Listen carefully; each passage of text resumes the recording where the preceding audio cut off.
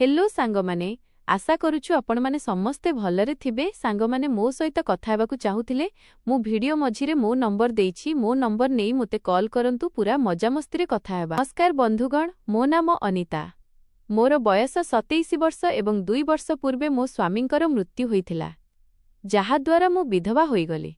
सेही दुर्घटना परे मोर पूरा जीवन बदली गला। मु संपूर्ण एका होई जाइथिली। दुख एवं स्मृतिर गभीर अंधारे हजि जाइथिली। मो बापा माँ मोते निज घरकु नेई गले, किंतु सेठारे मध्य मोर मन लागु नथिला। कारण प्रतिटी मुहूर्त मोते मो स्वामींक कथा मने पकाई देउथिला एवं हृदयर क्षत पुणी ताजा होई जाउथिला। शेषरे किछि मास पूर्वे मो मामुंक पाखकु रहिबाकु चालीगली। मो मामु गोटिए छोट गाँरे रहुथिले। तांको पाखरे निजर जमी नथिला, तेणु से अन्यमानंक बिलरे मूल लागुथिले। जेतेबेले मु सेठारे पहुंचिली, मामू एवं माई प्रतिदिन बिलकु काम करिबाकु चाली जाउथिले एवं मु घरे एका रहि जाउथिली। धीरे धीरे मु अनुभव कली जे जदि मु एमिति खाली बसी रहे तेबे जीवन आहुरी कष्टकर होइजिबो। तेणु दिने मु मामूंकु कहिली, मामू मोते मध्य कौनसी बिलरे काम दियंतु, मु मध्य आपणमानंक परि काम करिबि। आरंभरे मामू प्रस्तुत नथिले। कहिले तु एते पढ़ा लेखा झियो, तो द्वारा एही परिश्रम काम केमिति हेबो। किंतु मु जिद धरिली। शेषरे मामू मानिगले एवं मोते अन्यर बिलकु काम पाई नेई गले। परदिन सकाळे आमे बिलरे पहुंचिलु। बिलर मालिक जणे युवक थिले। बयस पाखापाखि 31-32 वर्ष हेबो। जेतेबेले मु तांकु प्रथम थर देखिली तो किछि समय पाई अटकी गली, कारण से धळा खदी कपड़ा पिंधिथिले एवं तांको चेहरारु एक अजब सरलता और आत्मविश्वास झलसुथिला। मामू मोर परिचय कराइले एवं कहिले, एहा मो भाणीजी, विधवा अटे। एहार स्वामींक मृत्यु 2 वर्ष पूर्वे होई जाइथिला। एबे ए आम पाखरे रहुछि एवं एहाकु काम दरकार, सेथिपाई काली मु तुम सह कथा होइथिली। मालिक किछि समय मोते देखिले एवं परे पचारिले, तुम नाम कौन? मु धीरे कहिली, मो नाम अनिता। से हसीदेई कहिले, ठीक अछि। सेपटे जेउ महिला माने काम करुछंती, तुमे तांको सह काम आरंभ करिदियो। मोते मध्य सेतिकी मजूरी मिलिबो जेतिकी सेमानंकु। तांको कथा सुनी मो हृदयरे एक अजब खुशी खेलीगला। मु मामुंको आडकु चाहिली एवं तापरे सेही युवकंको आडकु। अजाणतरे ही तांको व्यक्तित्वर एक छाप मो हृदयरे बसीगला। धीरे धीरे मु बाकी महिलामानंको सह काम आरंभ कली। सेमाने 4 जण महिला थिले एवं मु सेमानंको सह सामिल होईगली। आरंभरे मोते काम विषयरे जणा नथिला, किंतु सेमानंकु देखि शिखिबाकु लागिली। मालिक दिनरे केबे केबे बिलकु आसुथिले, समस्तंक भलमंद बुझुथिले एवं कामर तदारख करुथिले। जेतेबेले भी से मो सह आखि मिलाउथिले, तांको आखिरे एक अजब कोमलता थाए, जहा मो हृदयर गभीरताकु छुई जाउथिला। धीरे धीरे मोते तांकर नाम जणा पड़िला। तांको नाम संजय थिला। गाँर महिलामानंकठारु मोते एहा मध्य जणा पड़िला जे तांको पिता किछि वर्ष पूर्वे चाली जाइछंती एवं एबे पूरा घर ओ बिल से ही संभाळुछंती। समस्ते कहुथिले जे से बहुत बुद्धिमान एवं भल मणिष, समस्तंकु आदर करंती। सेठारे काम करू करू दिन बीतिबाकु लागिला। प्राय 8 बिना 10 दिन होई जाइथिला एवं एते दिन मध्यरे मो मन टिके हालुका हेबाकु लागिथिला। मो दुखर बोझ टिके कम अनुभव हेउथिला। दिने जेतेबेले मु बिलरे काम करुथिली, सेतेबेले संजय मो पाखकु आसिले एवं धीरे कहिले, अनिता, मोर किछि जरूरी काम अछि। तुमे कोन मो सह घरकु चालिबो? तांको कथा सुनी मो हृदय जोररे धड़धड़ हेबाकु लागिला, कारण से प्रथम थर मो सहित एमिति कथा होइथिले। तांको पाखरे बुलेट बाइक थिला। मु टिके द्विधा कली, किंतु परे मानिगली एवं तांको पछरे बसीगली। बिलरु तांको घर प्राय 2 किलोमीटर दूर थिला। मु प्रथम थर पाई जणे अजणा पुरुषरे बसीथिली एवं से पुणी एमिति गाँर खोला रास्तारे। बाइक जेमिति जेमिति आगकु बढ़िला, पवन मो केसकु उड़ाउथिला एवं मोते एक अजब अनुभव हेउथिला। डर मध्य थिला, किंतु भितरे केउठी एक हालुका खुशी मध्य थिला। रास्ता खालखमारे भर्ती थिला। अनेक जागारे गात थिला। केबे केबे बाइक डेइले मु अजाणतरे आगकु झुंकी पड़ी तांको पिठिरे लागि जाउथिली।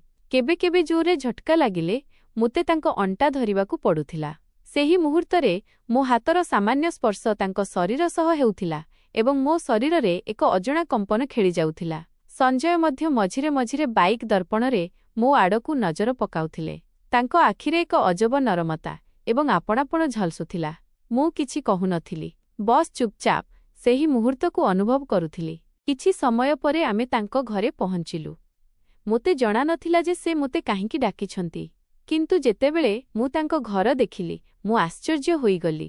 ଏତେ ବଡ଼, ସୁନ୍ଦର ଏବଂ ସୁସଜ୍ଜିତ ଘର ମୁଁ ମୋ ଜୀବନରେ ଦେଖିନଥିଲି।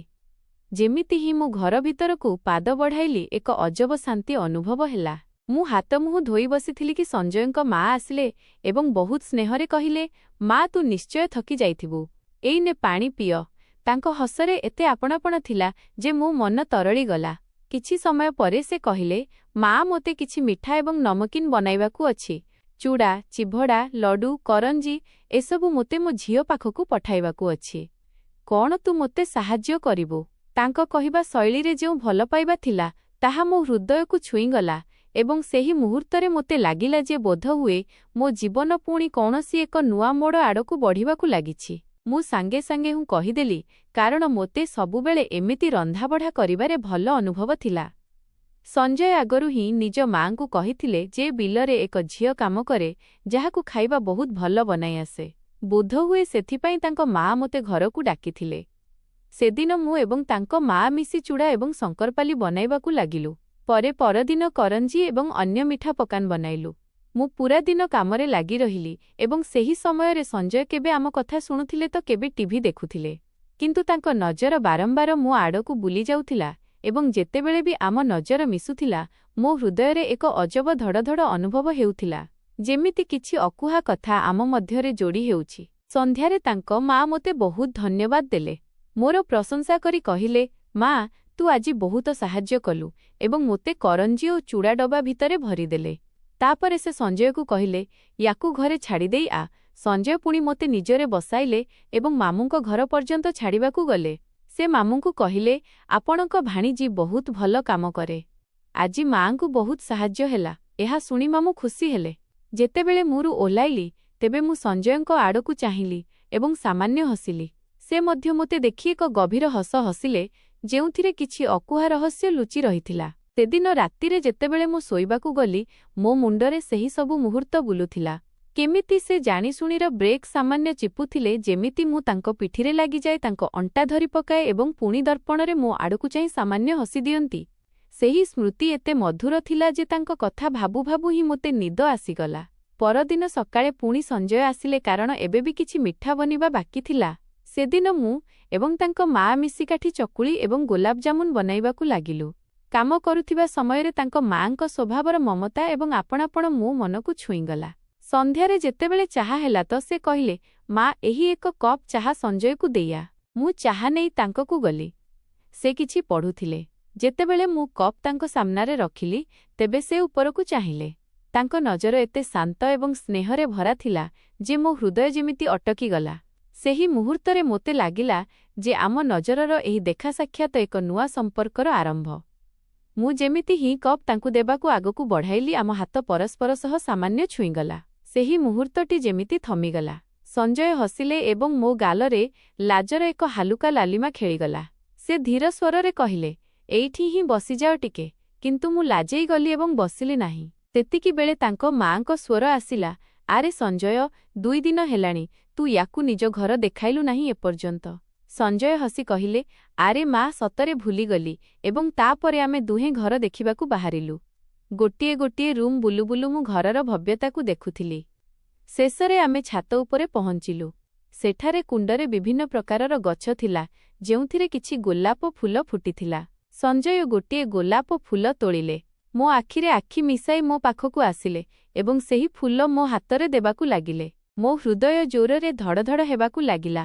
ଜଣାନଥିଲା ତାହା ନେବା ଉଚିତ କି ନୁହେଁ, କିନ୍ତୁ ମୁଁ ଅଜାଣତରେ ତାଙ୍କ ହାତ ଧରି ସେହି ଫୁଲ ନେଇଗଲି। ପର ମୁହୂର୍ତ୍ତରେ ସେ ମୋତେ ନିଜ ବାହୁ ବନ୍ଧନରେ ଭରିଦେଲେ। ତାଙ୍କ ଓଠ ମୋର ଗୋଲାପୀ ଓଠକୁ ସାମାନ୍ୟ ଛୁଇଁଗଲା। ମୁଁ ଥରି ଉଠିଲି, କିନ୍ତୁ ସେହି ଭାବନାର ଲହରରେ ଭାସିଯାଇ ମୁଁ ମଧ୍ୟ ତାଙ୍କ ଓଠକୁ ନିଜ ଓଠରେ ଉତ୍ତର ଦେଲି। ସେଇଟା ଆମର ପ୍ରଥମ ଚୁମ୍ବନ ଥିଲା। ଯେମିତି ଦୁଇଟି ଭଙ୍ଗା ଆତ୍ମାର କ୍ଷତରେ କୌଣସି ମଲମ ଲଗାଇ ଦିଆଯାଇଛି। ସେହି ଆଲିଙ୍ଗନରେ ମୋତେ ଏକ ଅଜବ ସୁରକ୍ଷା, ମମତା ଏବଂ ଆପଣାପଣ ଅନୁଭବ ହେଲା। ସେହି ସମୟରେ ସଞ୍ଜୟ ଧୀରେ କରି ମୋ କାନ ପାଖରେ କହିଲେ, "ଅନିତା, ମୁଁ ତୁମକୁ ବହୁତ ପସନ୍ଦ କରେ। କେବଳ ତୁମର ରୂପ ନୁହେଁ, ତୁମର ହୃଦୟ, ତୁମର ସରଳତା, ତୁମର ସ୍ୱଭାବ। ଯେମିତି ତୁମେ ମୋ ମାଆଙ୍କର ଯତ୍ନ ନେଉଛ ସେମିତି ହିଁ ତୁମେ ମୋ ଜୀବନର ଯତ୍ନ ନେଇପାରିବ। ମୋର ବିଶ୍ୱାସ ଅଛି ମୋତେ ସବୁବେଳେ ଏମିତି ହିଁ ଝିଅର ଅପେକ୍ଷା ଥିଲା ଯିଏ ନା କେବଳ ମୋତେ ଭଲ ପାଇବ ବରଂ ମୋ ମାଆଙ୍କୁ ମଧ୍ୟ ନିଜ ମାଆ ପରି ଆପଣାଇବ। ତାଙ୍କ ଆଖିରେ ସଚ୍ଚା ଭଲ ପାଇବା ସ୍ପଷ୍ଟ ଜଣାପଡ଼ୁଥିଲା। କିନ୍ତୁ ମୋ ମନରେ ଏକ ଅଲଗା ପ୍ରକାର ଦ୍ୱନ୍ଦ୍ୱ ଆରମ୍ଭ ହୋଇଗଲା। ମୁଁ ଥରି ଥରି କହିଲି, ସଞ୍ଜୟ, କିନ୍ତୁ ତୁମେ ଜାଣିଛ ମୁଁ ବିଧବା ଅଟେ। ମୋ ସ୍ୱାମୀ ଚାଲିଯିବାର ଏବେ ମାତ୍ର 2 ବର୍ଷ ହୋଇଛି। ତୁମ ମାଆ, ତୁମ ପରିବାର କ'ଣ କହିବେ? ସଞ୍ଜୟ ମୋ ଆଖିରେ ଆଖି ମିଶାଇ ଦୃଢ଼ ସ୍ୱରରେ କହିଲେ, ମୁଁ ମାଆଙ୍କ ସହ କଥା ହେବି, ତୁମେ ଚିନ୍ତା କର ନାହିଁ। ଆମ କଥାବାର୍ତ୍ତା ଚାଲିଥିଲା କି ସେତିକିବେଳେ ତଳୁ ତାଙ୍କ ମାଆଙ୍କ ସ୍ୱର ଆସିଲା, ଆରେ ସଞ୍ଜୟ, କ'ଣ କରୁଛ ଉପରେ? ଏତେ ସମୟ ହେଲାଣି, ତଳକୁ ଆସ। ଏବଂ ଆମେ ଦୁହେଁ ପରସ୍ପରକୁ ଚାହିଁ ଚୁପ୍ ହୋଇଗଲୁ। କିନ୍ତୁ ସେହି ଚାହାଣୀରେ ଏବେ ଶବ୍ଦର କୌଣସି ଆବଶ୍ୟକତା ନଥିଲା। ସବୁକିଛି କହିଦିଆଯାଇଥିଲା। ଆମେ ଦୁହେଁ ସେହି ମୁହୂର୍ତ୍ତରେ ସଚେତନ ହେଲୁ ଏବଂ ତଳକୁ ଚାଲିଗଲୁ। କିନ୍ତୁ ଆମ ନଜର ଏବେ ମଧ୍ୟ ପରସ୍ପର ସହ ଯୋଡ଼ି ହୋଇ ରହିଥିଲା। ଯେମିତି ସେହି ଆଖିରେ କୌଣସି ଏକ ଅକୁହା କାହାଣୀ ଲୁଚି ରହିଥିଲା। ଦିନ ବିତିବାକୁ ଲାଗିଲା। ଆମେ ବିଲରେ କାମ ବାହାନାରେ ମିଶୁଥିଲୁ, କଥା ହେଉଥିଲୁ, ପରସ୍ପରକୁ ବୁଝିବାକୁ ଲାଗିଲୁ ଏବଂ କେତେବେଳେ ଆମ ଭଲ ପାଇବା ହୃଦୟର ଗଭୀରତାକୁ ଚାଲିଗଲା ଆମେ ନିଜେ ମଧ୍ୟ ଜାଣିପାରିଲୁ ନାହିଁ। 3-4 ମାସ ଏମିତି ବିତିଗଲା ଏବଂ ଦିନେ ଦ୍ୱିପହରରେ ସଞ୍ଜୟ ବିଲକୁ ଆସିଲେ ଏବଂ କହିଲେ, ଅନିତା, ଆଜି ଘରକୁ ଚାଲ, ଜରୁରୀ କାମ ଅଛି। ମୁଁ ତାଙ୍କ ସହ ଚାଲିଗଲି, କିନ୍ତୁ ମୋତେ କ'ଣ ଜଣାଥିଲା ଯେ ସେଦିନ ମୋ ଜୀବନ ସବୁଦିନ ପାଇଁ ବଦଳିଯିବ। ସେ ମୋତେ ସିଧା ନିଜ ମାଆଙ୍କ ସାମ୍ନାକୁ ନେଇଗଲେ। ତାଙ୍କ ମାଆ ମୋ ଆଡ଼କୁ ଚାହୁଁଥିଲେ ଏବଂ ମୁଁ ଡରିଯାଇ ଆଖି ତଳକୁ କରି ଛିଡ଼ା ହୋଇଥିଲି। ମୋ ଆଖିରେ ଲୁହ ଛଳଛଳ ହେଉଥିଲା। ସେତିକିବେଳେ ତାଙ୍କ ମାଆ ଧୀର ସ୍ୱରରେ ପଚାରିଲେ, ସଞ୍ଜୟ ଯାହା କହୁଛି କ'ଣ ତାହା ସତ ମା? ମୁଁ ଥରିଲା କଣ୍ଠରେ ପଚାରିଲି। ତ ସେ କହିଲେ, ସେ କହୁଛି ଯେ ସେ ତୁମକୁ ଭଲ ପାଏ। ସେ ତୁମକୁ ବିବାହ କରିବାକୁ ଚାହେଁ। ଏହା ଶୁଣିବା ମାତ୍ରେ ମୋ ଆଖିରୁ ଲୁହ ବୋହିଗଲା। ଓଠ ଥରିବାକୁ ଲାଗିଲା। ଶବ୍ଦ ଗଳାରେ ଅଟକିଗଲା। ସେତିକିବେଳେ ତାଙ୍କ ମାଆ ଆଗକୁ ଆସିଲେ। ମୋ ଲୁହ ପୋଛିଲେ, ମୋତେ କୋଳେଇ ନେଲେ ଏବଂ ମୁଣ୍ଡରେ ହାତ ବୁଲାଇ କହିଲେ, ମୋତେ ତୁ ବୋହୂ ହୋଇ ବହୁତ ପସନ୍ଦ। ଅନିତା, ତୁ ସଚ୍ଚୋଟ ପରିଶ୍ରମୀ ଅଟୁ, ତୁ ମାଆର ସେବା କରୁ। ବିଧବା ଅଛୁ ତ କ'ଣ ହେଲା? ତୋର ମଧ୍ୟ ନୂଆ ଜୀବନ ବଞ୍ଚିବାର ଅଧିକାର ଅଛି ଏବଂ ଯଦି ତୁ ମୋ ଝିଅ ହୋଇ ଏହି ଘରକୁ ଆସିବୁ ତେବେ ମୋତେ ବହୁତ ଗର୍ବ ହେବ। ସେହି ମୁହୂର୍ତ୍ତରେ ମୋତେ ଏମିତି ଲାଗିଲା ଯେମିତି ଅନ୍ଧାର ଜୀବନରେ ଏକ ନୂଆ ସୂର୍ଯ୍ୟ ଉଇଁ ଆସିଛି। ଦୁଃଖର ଅନ୍ଧାରରୁ ବାହାରି ଭଲ ପାଇବା, ବିଶ୍ୱାସ ଏବଂ ମମତାର ଆଲୋକରେ ପାଦ ଦେଇଦେଲି। ମୁଁ ସ୍ଥିର କଲି ଯେ ମୁଁ ମାମୁଙ୍କ ସହ କଥା ହେବି ଏବଂ ସତରେ ଯେତେବେଳେ ଆମେ ସଞ୍ଜୟଙ୍କ ମାଆଙ୍କ ଆଶୀର୍ବାଦ ନେଲୁ ତ ଆମ ଆଖିରୁ ଖୁସିର ଲୁହ ଝରିବାକୁ ଲାଗିଲା। କାରଣ ଏହି ସମ୍ପର୍କରେ କେବଳ 2ଟି ହୃଦୟର ନଥିଲା ବରଂ 2ଟି ଘରର ମିଳନ ଥିଲା। ତାପରେ ସଞ୍ଜୟ ମୋତେ ମୋ ଘରେ ଛାଡ଼ିବାକୁ ଆସିଲେ। ପରେ କିଛି ସମୟ ପରେ ସେ ମୋ ମାମୁଁ ଏବଂ ମାଇଁଙ୍କୁ ନେଇଗଲେ। ସଞ୍ଜୟଙ୍କ ମାଆ ନିଜେ ଆଗକୁ ଆସିଲେ। ସେ ମୋ ମାମୁଁ ମାଇଁଙ୍କ ସହ ବହୁତ ଆତ୍ମୀୟତାର ସହ କଥା ହେଲେ ଏବଂ କହିଲେ, ଆମେ ଆପଣଙ୍କ ଝିଅକୁ ନିଜ ଝିଅ ପରି ଆପଣାଇବୁ। ତାକୁ ଆମ ଘରେ ଝିଅର ସ୍ଥାନ ଦେବୁ। ତାଙ୍କର ଏହି ସ୍ନେହଭରା ଶବ୍ଦ ମୋ ମାମୁଁ ମାଇଁଙ୍କ ମନର ସବୁ ସନ୍ଦେହ ଦୂର କରିଦେଲା। ଆରମ୍ଭରେ ସେମାନଙ୍କୁ ବିଶ୍ୱାସ ହିଁ ହେଉନଥିଲା ଯେ ଏତେ ବଡ଼ ସମ୍ପନ୍ନ ପରିବାର ମୋ ବିବାହ ପାଇଁ ପ୍ରସ୍ତାବ ନେଇ ଆସିଛନ୍ତି। ଯେମିତି ତାଙ୍କ କଳ୍ପନା ବାହାରେ କୌଣସି ସ୍ୱପ୍ନ ସତ ହୋଇଗଲା। କିଛି ଦିନ ମଧ୍ୟରେ ଗାଁରେ ବହୁତ ଜାକଜମକରେ ଦେବତାଙ୍କ ସାକ୍ଷୀରେ ବିଶାଳ ମନ୍ଦିର ସାମ୍ନାରେ ଆମର ବିବାହ ସମ୍ପନ୍ନ ହେଲା। ସେଦିନ ପୂରା ଗାଁ ଏକାଠି ହୋଇଥିଲା। କିଛି ଲୋକ କଥାବାର୍ତ୍ତା କରୁଥିଲେ ତ କିଛିଙ୍କ ଚେହେରାରେ ଗର୍ବ ଏବଂ ସନ୍ତୋଷ ଥିଲା ଯେ ଆମର ସଚ୍ଚା ଭଲ ପାଇବା ଶେଷରେ ଜିତିଗଲା। ଆମକୁ ଏହି କଥାର କୌଣସି ଖାତିର ନଥିଲା ଯେ ସମାଜ କ'ଣ କହିବ, କାରଣ ଆମ ହୃଦୟର ଭଲ ପାଇବାଠାରୁ ବଳି ଆମ ପାଇଁ କିଛି ନଥିଲା। ବିବାହ ପରେ ଆମ ଜୀବନ ସତରେ ବଦଳିଗଲା। ମୁଁ ଏବଂ ସଞ୍ଜୟ ପରସ୍ପର ସହ ଏକ ସୁନ୍ଦର ସ୍ନେହଭରା ଜୀବନ ବଞ୍ଚିବାକୁ ଲାଗିଲୁ। ଏବେ ମୋ ଗର୍ଭରେ ସଞ୍ଜୟ ଏବଂ ମୋ ଭଲ ପାଇବାର ସନ୍ତକ ବଢ଼ୁଛି। ଏକ ଛୋଟ ଜୀବନ ଯାହା ଆମ ସମ୍ପର୍କକୁ ଆହୁରି ମଜବୁତ କରୁଛି। ମୋ ଶାଶୁ ଅର୍ଥାତ୍ ସଞ୍ଜୟଙ୍କ ମାଆ ବହୁତ ଖୁସି। ତାଙ୍କୁ ମୋର ପ୍ରତିଟି ଛୋଟ ବଡ଼ କଥାରେ ଖୁସି ମିଳେ। ଆମ ଘର ଆଜି ଖୁସିରେ ଭରିଯାଇଛି। ପ୍ରତିଦିନ ନୂଆ ଆଶା ନେଇ ଆସେ। ବନ୍ଧୁଗଣ, କେବେ କେବେ ସମାଜରେ ଯାହା କହେ ତାହା ଠିକ୍ ମଧ୍ୟ ହୋଇପାରେ କିମ୍ବା ଭୁଲ ମଧ୍ୟ। କିନ୍ତୁ ଯଦି ଭଲ ପାଇବା ସଚ୍ଚା ଏବଂ ନିଃସ୍ୱାର୍ଥପର ହୁଏ ତେବେ ତାହାଠାରୁ ବଡ଼ କୌଣସି ଶକ୍ତି ନଥାଏ। ମୋର ପୂରା ବିଶ୍ୱାସ ଅଛି ଯେ ମୁଁ ଏବଂ ସଞ୍ଜୟ ଯାହା କଲୁ ତାହା ସମ୍ପୂର୍ଣ୍ଣ ଠିକ୍ ଥିଲା, କାରଣ ସଚ୍ଚା ଭଲ ପାଇବାଠାରୁ ବଡ଼ ଏହି ପୃଥିବୀରେ କୌଣସି ଧର୍ମ କିମ୍ବା କର୍ତ୍ତବ୍ୟ ନାହିଁ। ବିଧବା ହେବା ଜୀବନର ଶେଷ ନୁହେଁ ବରଂ ନୂଆ ଆରମ୍ଭର ଏକ ସମ୍ଭାବନା। ସଚ୍ଚା ପ୍ରେମ ସେଇଟା ଯାହା ପରିସ୍ଥିତି, ସମାଜ ଏବଂ ରୀତିନୀତିର କାନ୍ଥ ଭାଙ୍ଗି ମଧ୍ୟ ଜୀବିତ ରହେ। ଯଦି ଆପଣଙ୍କ ମନ ସଫା ଅଛି, ଭାବନା ସଚ୍ଚା ଅଛି, ତେବେ ସମାଜ କ'ଣ କହିବ ତାହାର ଖାତିର କରିବା ଉଚିତ ନୁହେଁ। ସଚ୍ଚା ସାହସ ସେଇଟା ଯେତେବେଳେ କୌଣସି ମଣିଷ ନିଜ ହୃଦୟର ସ୍ୱର ଶୁଣେ ଏବଂ ସେହି ବ୍ୟକ୍ତିକୁ ଆପଣାଏ ଯିଏ ତା ଜୀବନରେ ସଚ୍ଚା ଖୁସି ଆଣିଥାଏ। ତେଣୁ ବନ୍ଧୁଗଣ, କେବେ ଭଲ ପାଇବାକୁ ଦୁର୍ବଳ ଭାବନ୍ତୁ ନାହିଁ, କାରଣ ସଚ୍ଚା ଭଲ ପାଇବା ହିଁ ମଣିଷକୁ ପୁଣିଥରେ ବଞ୍ଚିବା ଶିଖାଏ। ଯଦି ମୋର ଏବଂ ସଞ୍ଜୟଙ୍କର ଏହି ପ୍ରେମ କାହାଣୀ ଆପଣଙ୍କୁ ପସନ୍ଦ ଆସିଥାଏ, ତେବେ ଦୟାକରି ଏହାକୁ ଲାଇକ୍ କରନ୍ତୁ, ସେୟାର କରନ୍ତୁ ଏବଂ ଆମ ଚ୍ୟାନେଲକୁ ସବସ୍କ୍ରାଇବ୍ କରିବାକୁ ଭୁଲନ୍ତୁ ନାହିଁ, କାରଣ ଏହା କେବଳ ଆମର କାହାଣୀ ନୁହେଁ, ଏହା ପ୍ରତିଟି ସେହି ହୃଦୟର କାହାଣୀ ଯିଏ ସଚ୍ଚା ଏବଂ ନିଃସ୍ୱାର୍ଥପର ପ୍ରେମ ଉପରେ ବିଶ୍ୱାସ ରଖେ।